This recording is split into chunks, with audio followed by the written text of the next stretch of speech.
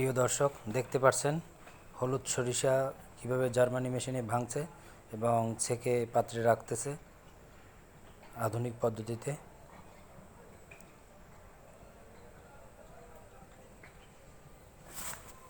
খাঁটি সরিষার তেল পাওয়ার একটা নতুন প্রসেসিং আধুনিক পদ্ধতি। এই পাত্রগুলোয় রাখা হয় এবং এইটা রিফাইনিং মেশিন। 10 দিন পর্যন্ত এটা রেখে পিওর সরিষার তেল বের করা হয়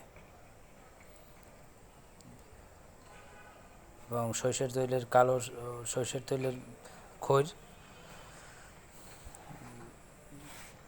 বোতলে সরিষার তেল, পিওর সরিষার তেল রাখা দেখতেই পাচ্ছেন এবং কোম্পানির লিফলেট টানানো। এটা এই সরিষার তেলের দোকানটি কাউনিয়া বিসিক এবং তাদের রেট দেয়া আছে।